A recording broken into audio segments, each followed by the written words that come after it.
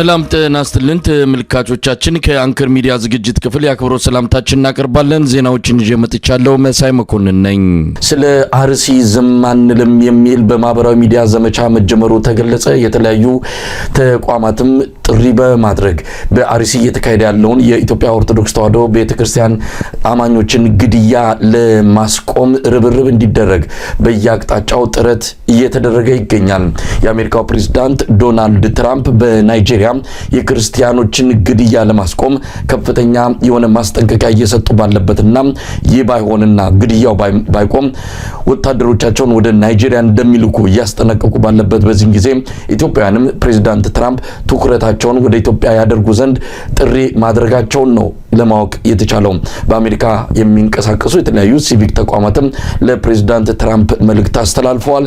በኢትዮጵያም የክርስቲያኖች ግድያ እየበረከተ በመምጣቱ ባላቸው ተጽዕኖ በአገዛዙ ላይ ጫና በመፍጠር ግድያውን እንዲያስቆሙ ለፕሬዝዳንት ትራምፕ መልእክት በመተላለፍ ላይ ይገኛል። ዛሬ ጥቅምት 24 ቀን ነው። የዛሬ 5 ዓመት ህዝባዊ ወያኔ ሓርነት ትግራይ በሰሜን እዝ ላይ ጥቃት በመፈጸም በትግራይ የታወጀውን ጦርነት ያስከተለ ክስተት ነው የተስተናገደው። 5ኛ ዓመቱ ነው። ለመሆኑ የተካደው ማን ነው? ካዲውስ ማን ነው? የአብይ አህመድ ጀነራሎች በደብረ ዘይት ቢሾፍቱ አየር ኃይል 5ኛ ዓመቱን አስመልክተው ዝክር እያካሄዱ ይገኛሉ። በዚህም ተጠያቂው ህወሓት እንደሆነ በመጥቀስ ፊልድ ማርሻል ብርሃኑ ጁላ የገለጹት ጥቅምት 24ን ዛሬ እናስታውሰዋለን። ሌሎች ርዕሰ ጉዳዮችም አሉን። አብራችሁን በመቆየት እንድትከታተሉ የምንጋብዘው እኔ መሳይ መኮንን ከዚህ ከዋሽንግተን ዲሲ፣ ገለታው ዘለቀ ከቦስተን በጋራ በመሆን ነው። መልካም ቆይታ።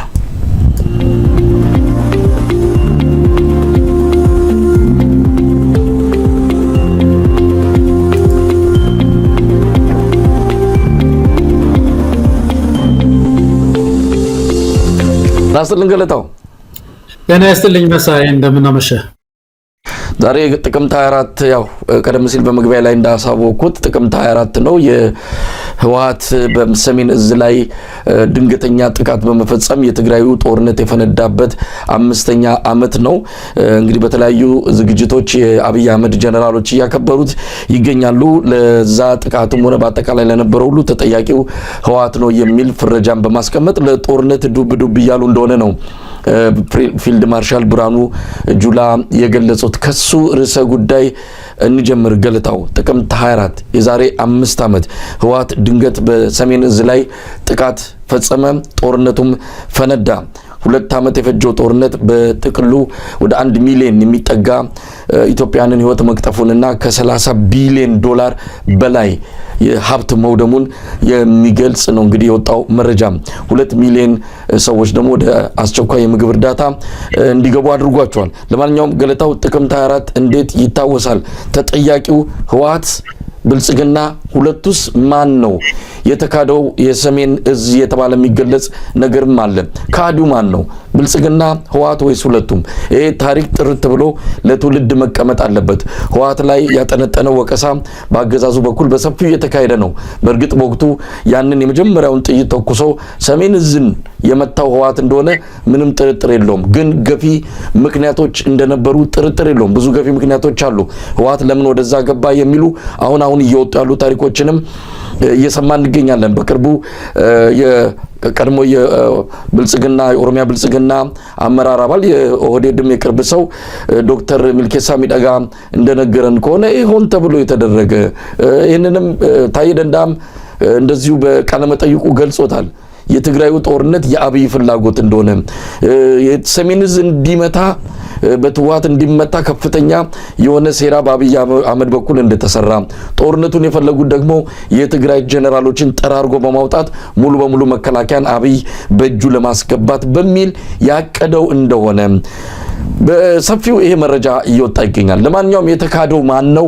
ካዲው የቱ ነው የሚለው ነገር ጥርት ብሎ መታወቅ ያለበት እንደሆነ ይታመናል። ገለታው ይሄ ነገር በታሪካችን በኢትዮጵያ ታሪክ ውስጥ አንዳንድ እንደዚህ አይነት ጉልህ ጉዳዮች ይድበሰበሳሉ በጣም እና ተጣርተው ወደ ህዝብ አይቀርቡም። ወደፊት አንዱ መጣራት ያለበት በተለይ የሽግግር ፍትህ የምንለው ተቋም ተፈጥሮ ይህን መንስኤውን የሰሜኑን ጦርነት መንስኤውን በዝርዝር እንግዲህ ሽግግር ፍትህ ለማምጣት ጥልቀት ያለው ምርመራ መደረግ አለበት። ይሄ ትንኮሳ የተባለው እውነት ነው ወይ ነው? ህዝቡን ሁላችንን ማታለሉ እንደተባለው በኋላ እየቆየ እንደመጣው የአብይ አህመድ እቅድ ነበር ማለት ነው የሚለው ነገር በደንብ መጠናት አለበት። በዚህ በሽግግር ፍትሁ አካል ማለት ነው።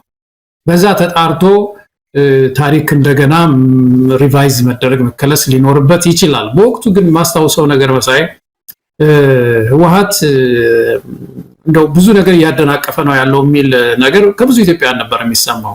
በተለይ ሰሜን እዙ ተመታ በተባለበት ጊዜ አገዳደሉም በሌሊት በተኙበት ነው ወንጀሉም የተፈጸመው የነበረውና ብዙዎችን አስከፍቶ ነበር አስታውሳለሁ።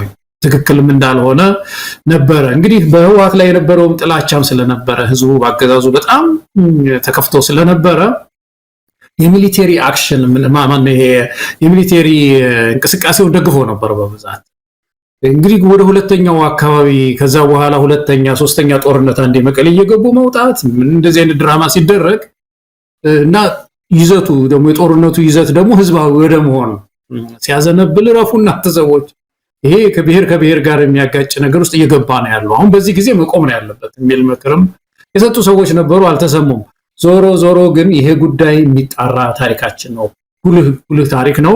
ነገር ግን ይሄ ሰውዬ አሁን ያደረ ጉድና ምንድነው የሚባል ነገር አለ፣ ጉድና ጅራት ወደኋላ ነው የሚባል ነገር አለና የጉዱ እየወጣ ነው ያለው። ለብዙ ግጭቶች ብዙ ጥንስስ የሰራ ሰው እንደሆነ እየታየ ነው ያለውና በትራንዚሽናል ጀስቲስ በሐቀኛ ሽግግር ፍትህ የሚታይ ነው የሚመስለኝ መሳይ።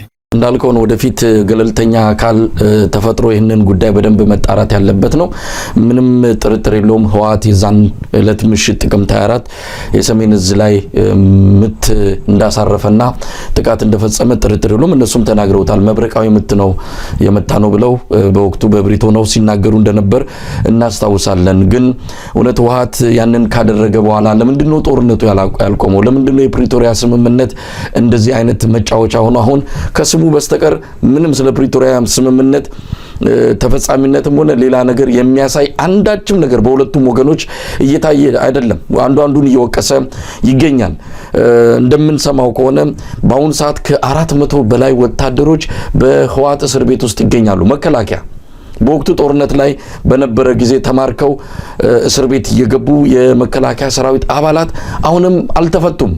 በዛ ጦርነት ያለቁ ወታደሮች በተለይ 6000 ወታደሮች በአንድ ጊዜ ተማርከው ወደ መሃል ሀገር በተሸኙበት ጊዜ በመንገድ ላይ የሞቱ በተለያየ ምክንያት ህይወታቸውን ያጡ በሺዎች የሚቆጠሩ የመከላከያ ሰራዊት አባላት አሉ። ስለነሱ አገዛዙ ዝም ጭጭን ያለው ለቤተሰቦቻቸው መርዶም የሚነገር ከሆነ ምንም ያለው ነገር የለም።